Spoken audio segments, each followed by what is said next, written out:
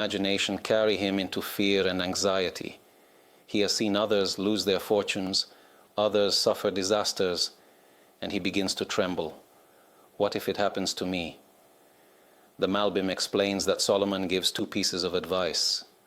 First, worry in the heart of man, press it down.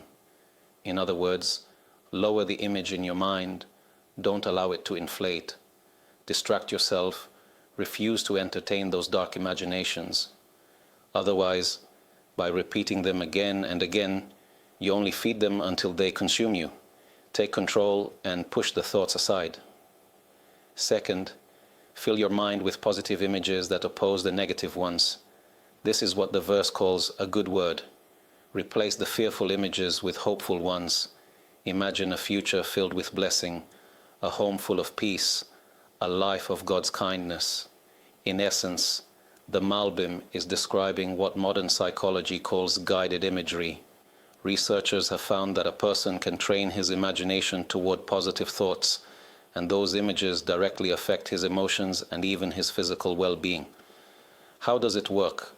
First, relax the body, release the tension in your muscles, become aware of your breathing. Slow, deep breaths. Today, many people, under constant stress, hardly breathe properly. Their breaths are shallow, just enough to survive, and as a result, their brains are starved of oxygen. This often causes constant headaches and fatigue. But when you learn to breathe calmly and fully, filling your body with oxygen, the mind relaxes. Then, as you focus on your breathing, begin to guide your imagination. Picture a peaceful landscape you love. Imagine yourself sitting with someone you deeply admire and love, hearing their voice, feeling comforted in their presence.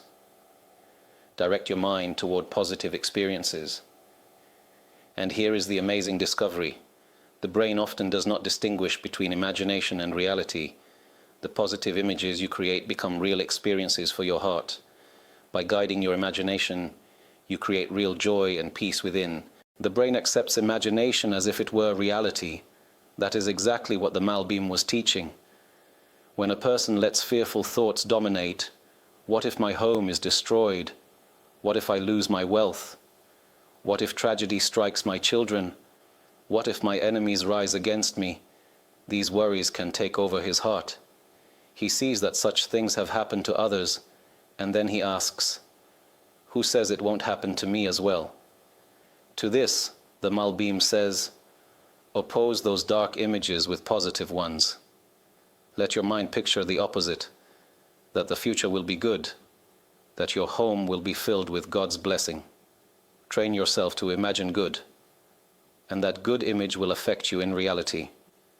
One of the great Kabbalists, Rabbi Moshe Cordovero, known as the Ramak, who lived in the same era as the Arizal, writes about this in his work, Pardes Rimonim, a very deep book of Kabbalah, in one section called Sha'ar Hagvanim, the Gate of Colors.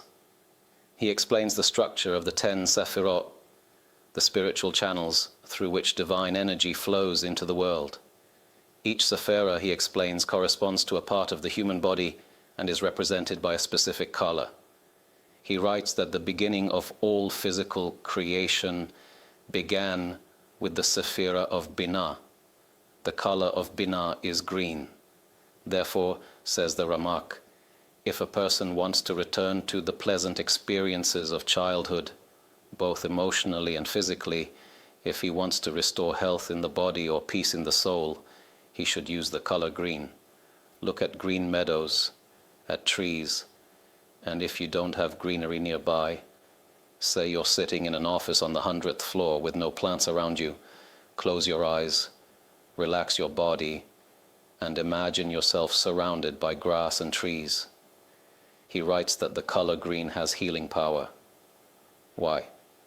Because green is the color of Baina, the starting point of creation. By focusing on that color, you can connect back to that original source of life and health. Interestingly, modern research supports this. Hospitals used to be painted all white. Today, many have shifted to green because studies show that green has a calming, healing effect. Even public transportation. Years ago, buses were painted in different colors, but today, many companies use green for the same reason. Scientists may not fully understand why green heals, but Ramak already explained centuries ago, it connects back to the spiritual root of creation.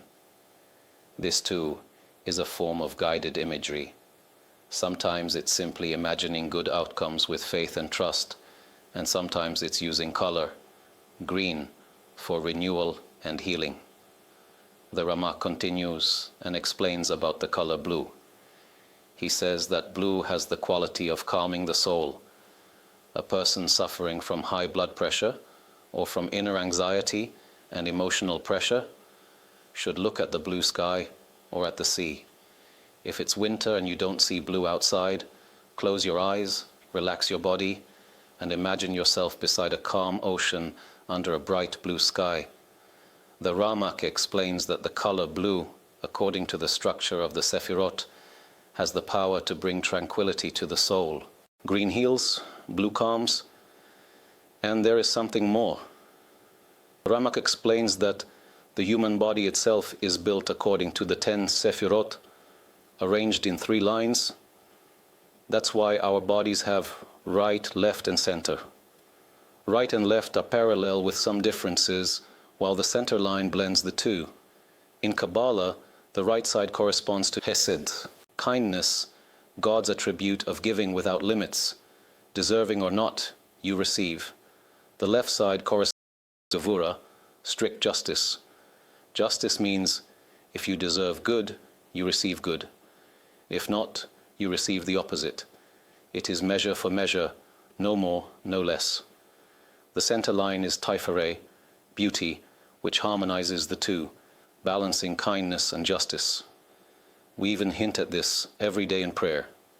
Many synagogues recite Ptach Eliyahu before Minha, where it says, Hesed is the right arm, Gevurah the left arm, and Tiferet the torso in the middle. Tiferet is the balance point. Join